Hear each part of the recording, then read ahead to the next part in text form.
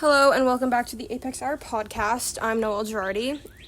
Just a quick PSA, if you're looking to watch a video or that kind of content, that is not here. This is not a video, this is just me talking with a picture up, which I guess you can look at. Sorry, I guess you can click off, but anyways, so I'm making this after qualifying for the Canadian Grand Prix. And, you might be wondering, why am I making this after qualifying and before the race and not after the race?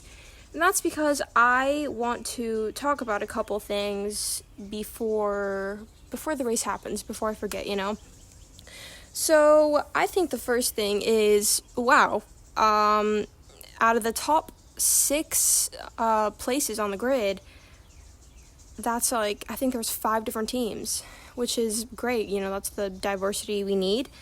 George Russell pole, which I think is crazy. I mean, he was celebrating that like he won the championship, honestly.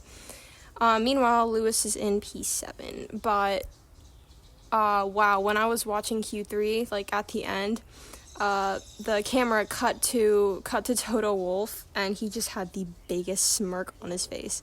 That was honestly the happiest I'd seen him, because I remember he was crying, I think, qualifying or something like that, practice. I don't know, but yeah, you could tell he was like, yeah, we're back, bitches. So, I mean, W for Mercedes, great. Also great for the McLaren boys, love to see them up there.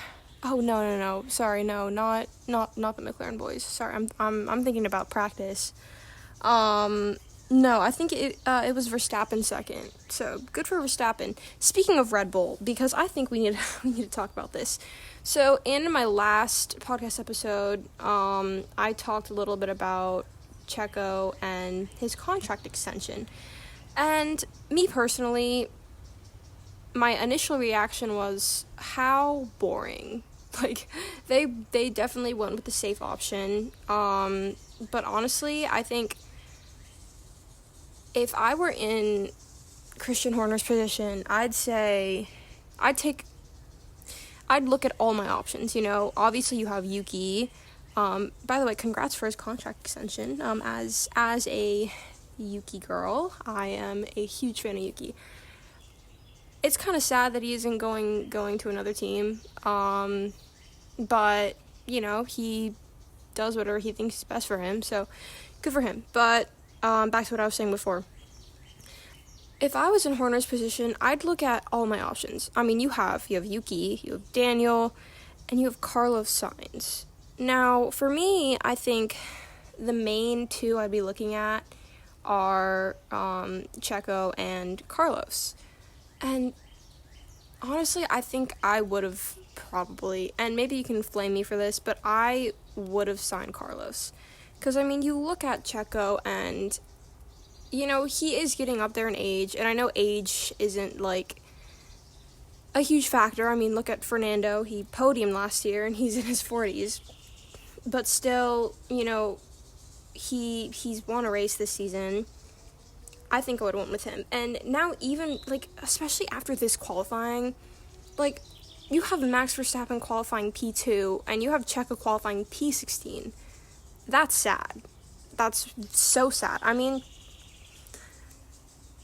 and I guess you could say, oh, well, maybe it was, well, I mean, you can't say that the car really was bad, because, I mean, look at Max, but you could say, oh, well, other teams did bad, too, it wasn't just Checo, look at the Ferraris, they're in P12 and P11.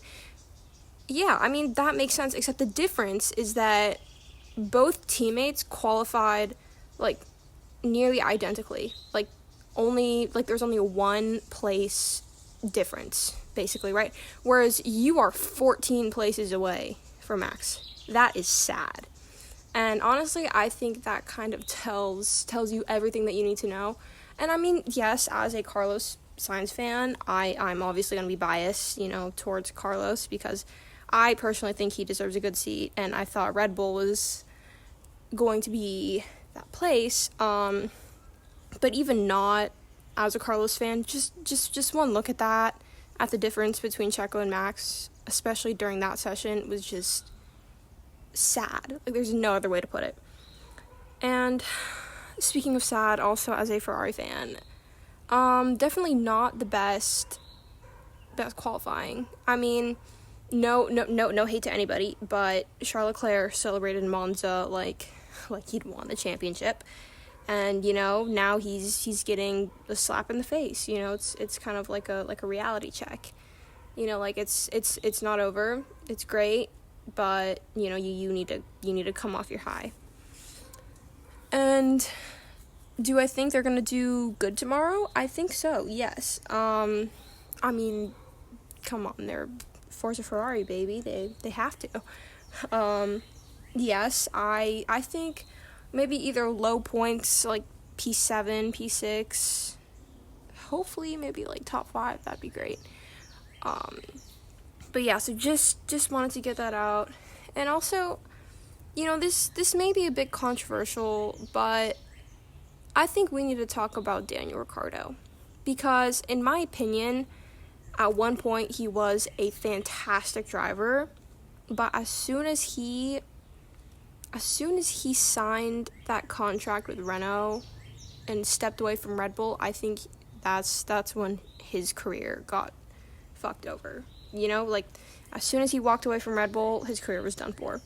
And I mean, there's a lot of controversy surrounding it about why he left his seat. And me personally, I think yes, he was scared of having to battle for first seat with Max.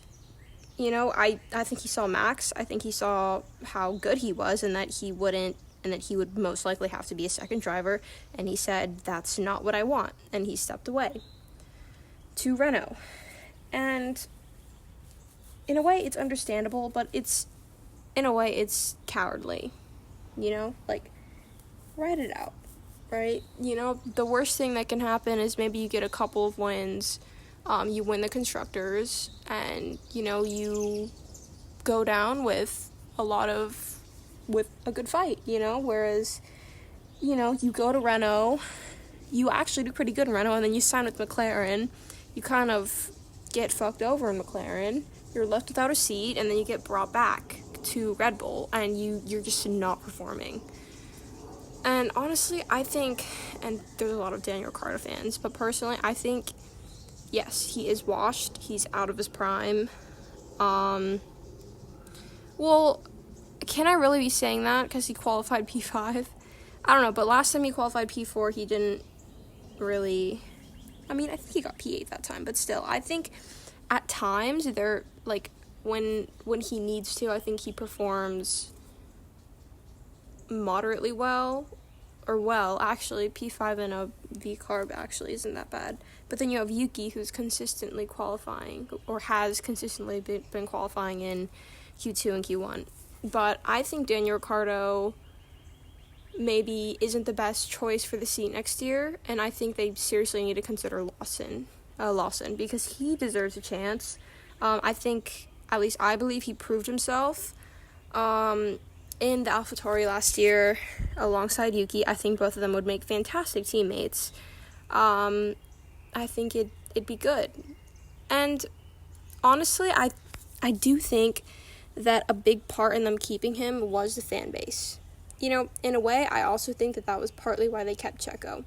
And, when I first started really getting deeper into F1, it was kind of shocking for me, and this might sound stupid, but it was kind of shocking for me to find out that, good driving isn't the only reason that they'll re-sign somebody.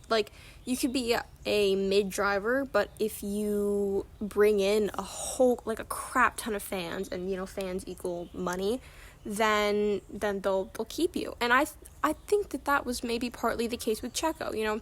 He was bringing in tons of revenue from merch and stuff or whatever, and he's a compliant, he's a good second driver, or at least was. I have no idea how he's going to perform tomorrow. We'll see. But I think that was definitely part of it. And I think that's part of the reason why they kept Daniel Ricciardo is because he has such a big fan base, like the Australian fan base, and he brings in a lot of fans, and I think that's, sorry, there's a bug.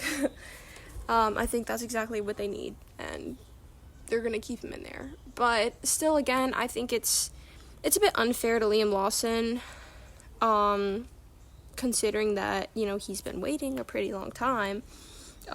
He proved himself, and, technically, VCARB is meant for younger drivers, to kind of perform, and for Red Bull to see if maybe there's somebody they want to consider for the future.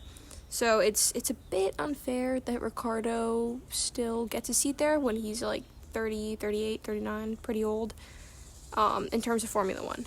But, I mean, unfairness is the definition of F1. So I guess womp womp for me. That's just my take on things. Okay, and there's something else I had a bit of a strong opinion about, was Mercedes turning down Carlos Sainz. And again, I am a Carlos Sainz fan, so this might just be me being a little bit biased, but basically what happened was a tweet was released, basically saying that the reason why they won't is that, one, they're not going to consider Carlos Sainz, and two, the reason that they won't consider him is because they want to focus on, why was I about to say Kimi Räikkönen?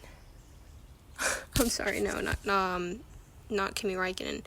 Dude, I just totally blanked on his name. Hold on. Kimi Antonelli, right.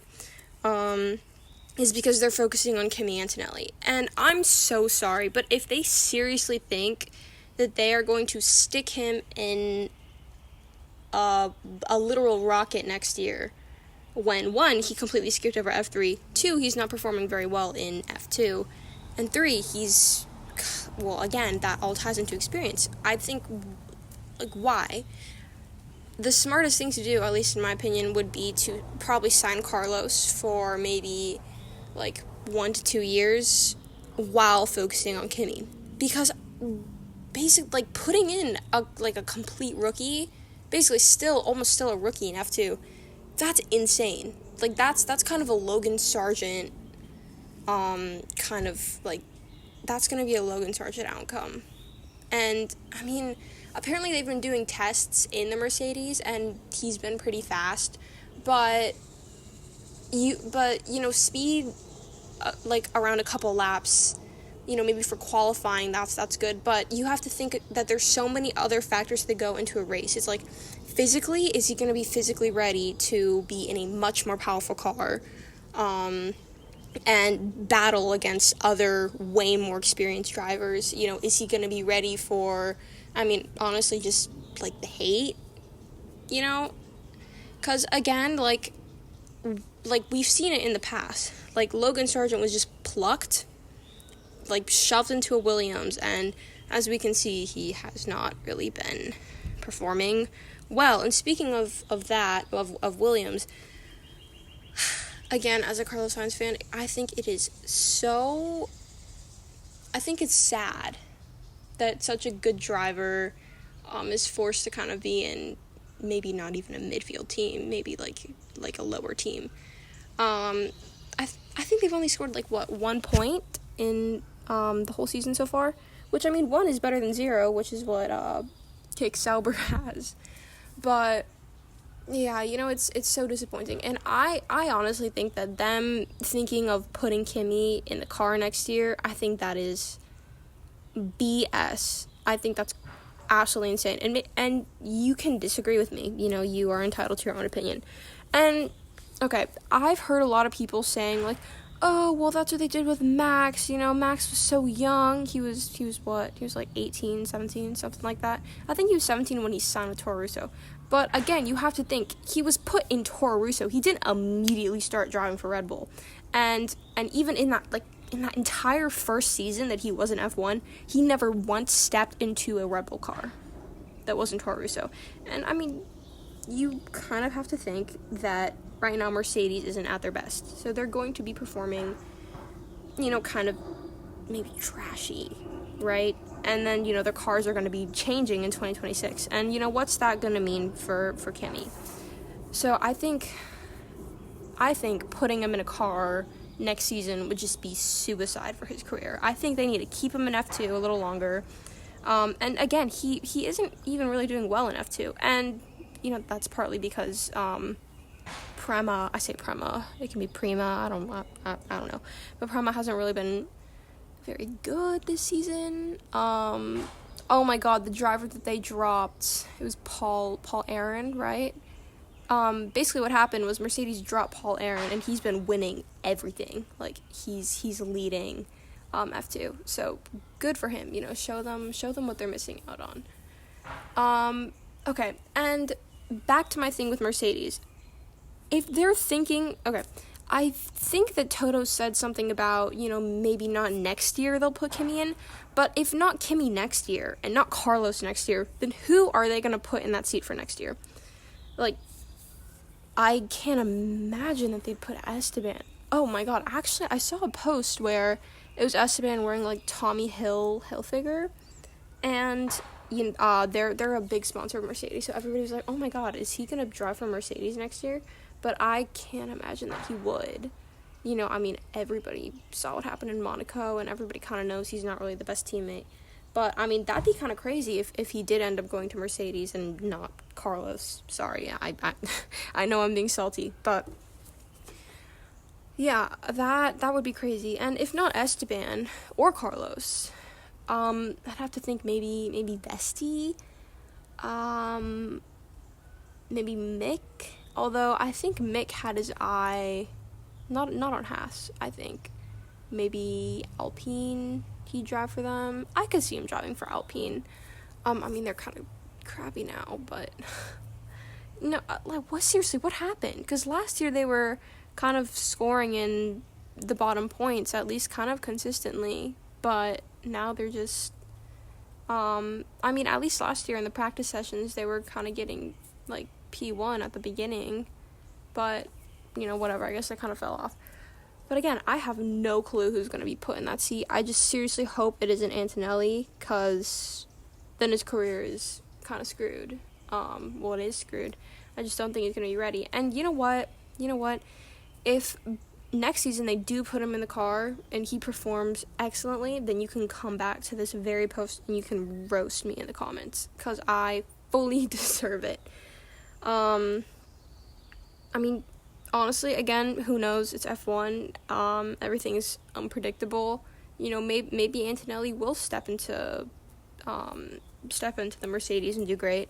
Maybe Carlos Sainz will sign with Williams, and Williams will actually be kind of good next year. I mean, actually, during the qualifying, they actually did pretty well. What was it? I think Logan qualified, what was it, 13th? Let me check.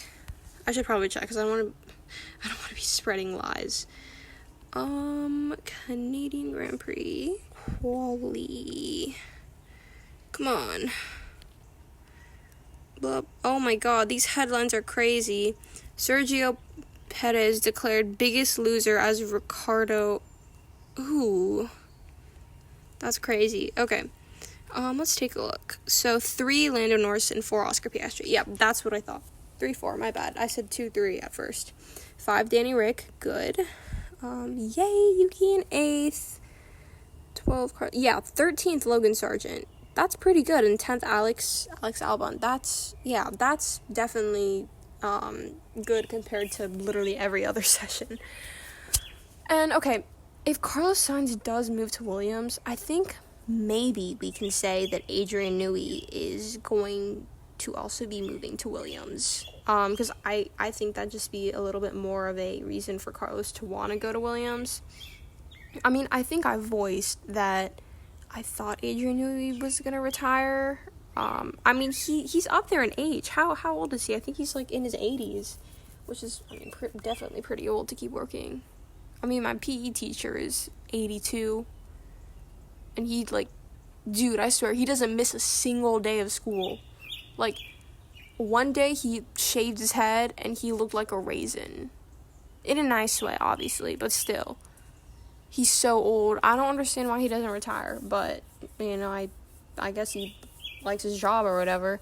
I don't know. Dude, he's insane. Like, whenever we're not working out right, he'll threaten to, like, throw the treadmill at us and throw his car keys and his flip phone. And, like, every single time a kid complains about an injury, like, for example, one time this kid was like, oh my god, like, I can't do this, my back hurts. And I'll be like, you ain't got no back. And I'll be like, that's crazy. Like, coming from an 80-year-old, that's crazy. And he could still, like, do jumping jacks and do push-ups, which is, wow, that's wildly impressive. Or maybe I'm just very out of shape, but, damn, that's crazy. But yeah, I think that's honestly it for the F1 stuff. I think, I didn't write down what I wanted to talk about in my notes today, so, you know, I was kind of just going off the top of my head, of what I remembered, what I could think about. But hopefully tomorrow it'll be very action-packed and very different. Oh, hold up. We haven't been over the 2026 regulations. So they're getting rid of DRS, which is definitely a big, I'd say a pretty ginormous factor of F1 right now.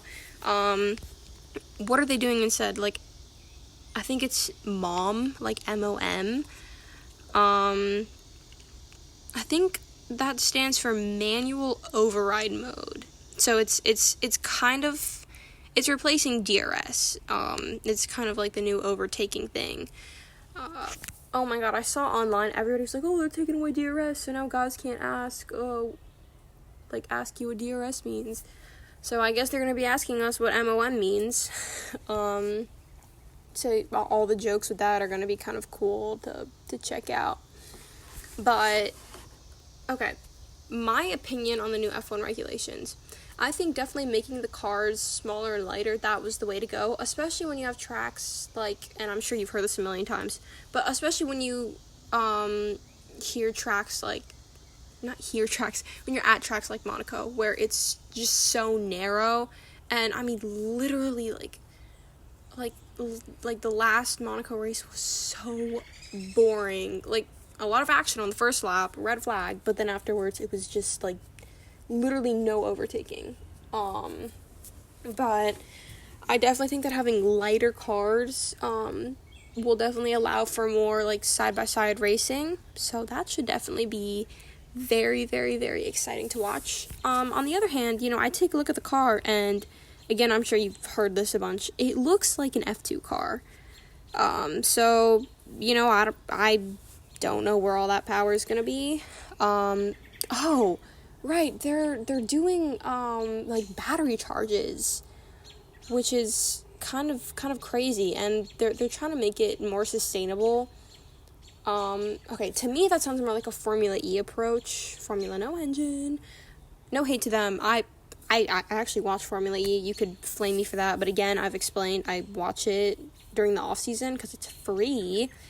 But anyways, yes. So yeah, I don't know how I feel about that. Like the sustainability thing. I mean, I get that it's like, wow, like it's a whole bunch of like it's really bad for the environment, but you have to think, you know, every single race, you are flying out like tons of people, like all of your workers, you have to fly them out, and then and like every single week you're flying to a new place, and then you also have to like transport all of your gear, whether that's by driving or plane. Again, that's still like a lot of traveling, and all that traveling is really bad for the environment.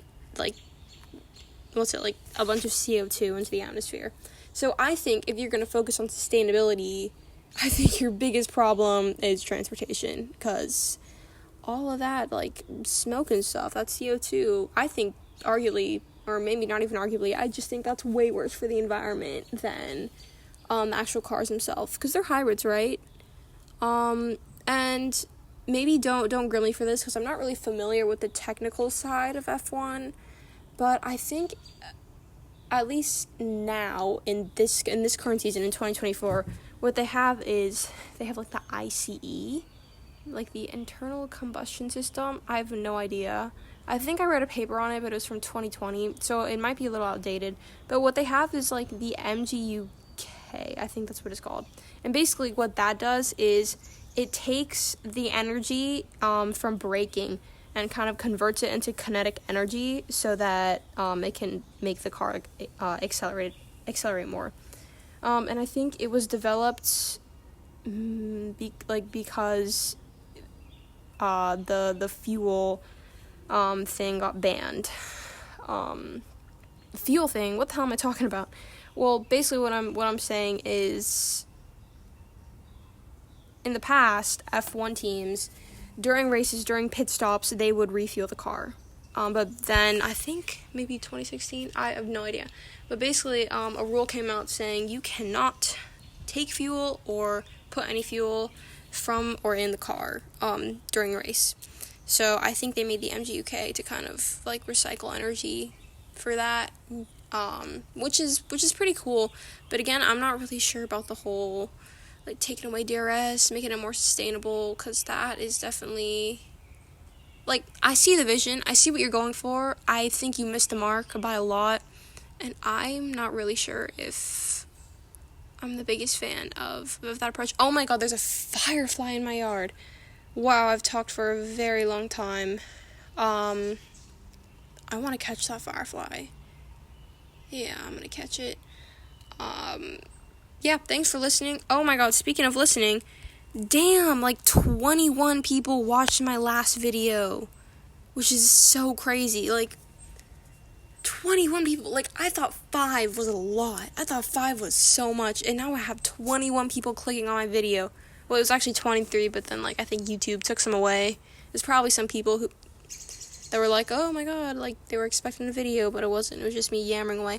But honestly, if you've listened to me thus far, like, pat yourself on the back. You deserve it, because I have a very annoying voice, and I kind of just talk nonsense. Half the stuff I say is probably wrong. Where did that firefly go? Oh my god, it's gone. No. Sorry, back to what I was saying. Yeah, props to you for listening to this. I don't think anyone's gonna listen to this. I think 21 is probably gonna be the max number of views I hit. But again, you know, I'm just kind of doing this for fun because I don't have anybody to talk to about F1 out here and in America. But yeah, please subscribe. Please. It literally doesn't cost anything. It's free. It's like it takes 2 seconds. And, like, you do not have to watch any of my other podcast episodes ever again. Just hit subscribe, please.